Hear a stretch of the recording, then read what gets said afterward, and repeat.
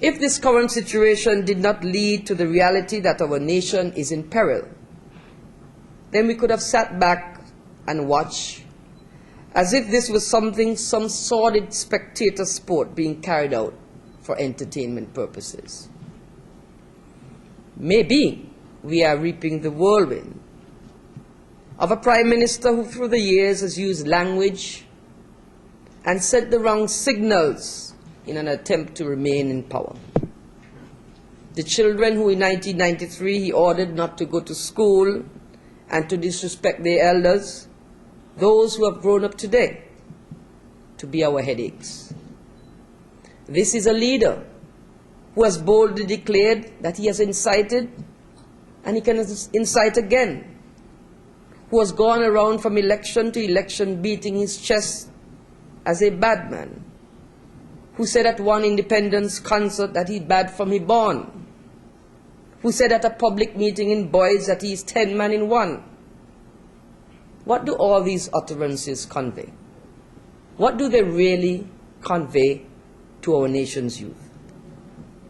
In 13 years in office, the Denzel Douglas administration has repeatedly sent the wrong signals, especially to our young people.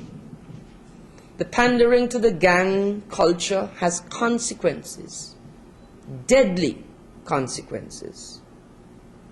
Are the chickens coming home to roost? But we as a nation do not deserve this. Our elders deserve to live their retirement in peace and security. Our children must grow up in a safer society. This is one of the main motivations of the campaign of the People's Action Movement that we will bring to the people this coming year. We are offering up ourselves because we want to make a fundamental difference. We are offering up ourselves because we are offering fundamental changes to the way the government operates and functions.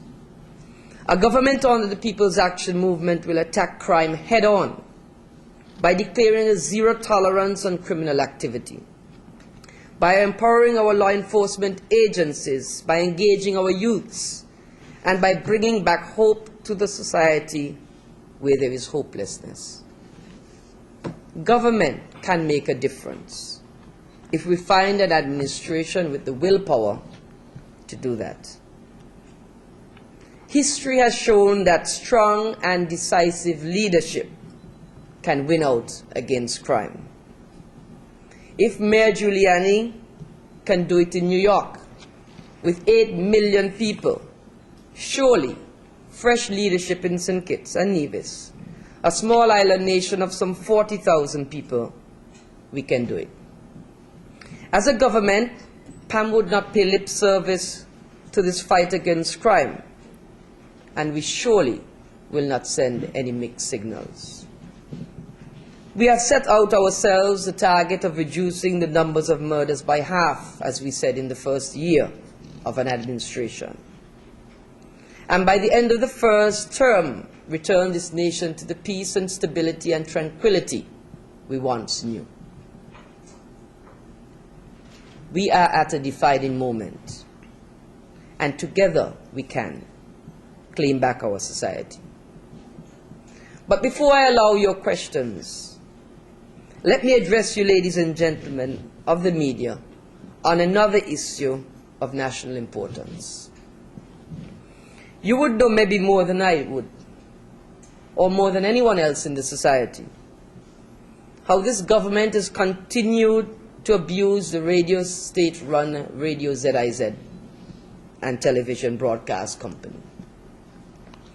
We believe that there are people within ZIZ who are eager, willing, able to do their professional duties, only that we have a government that would not have the decency to let them prevail in their professional lives.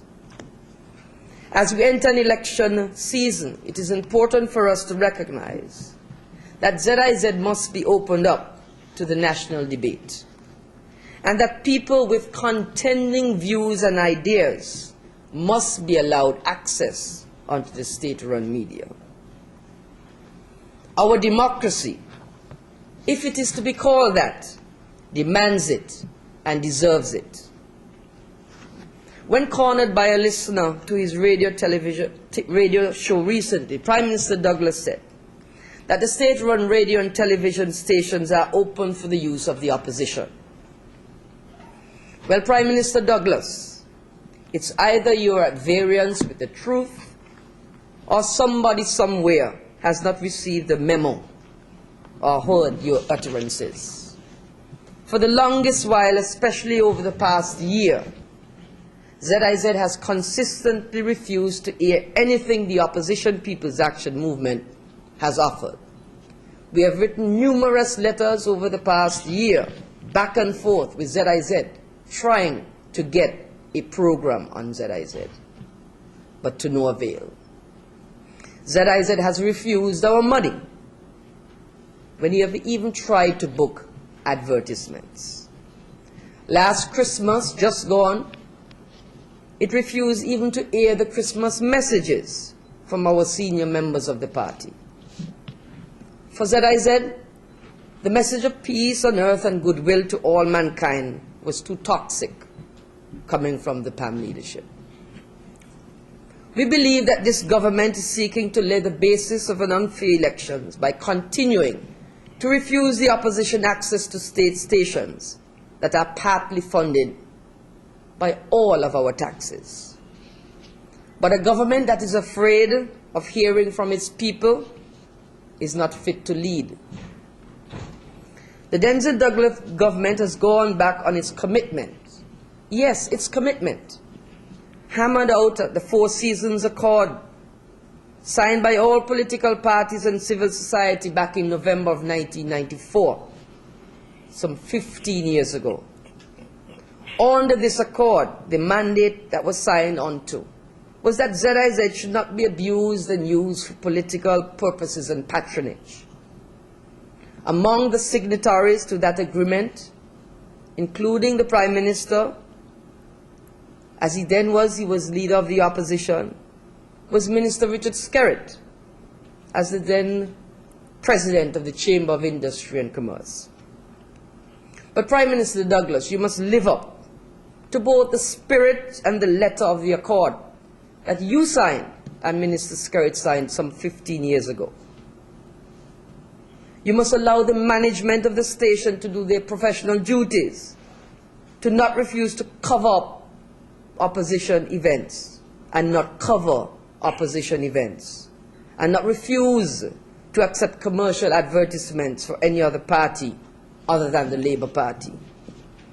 ZIZ must give equal time and opportunity to contending political parties to articulate positions and air their views. That is democracy at work. We have applied from time to time to have our party leaders host a program.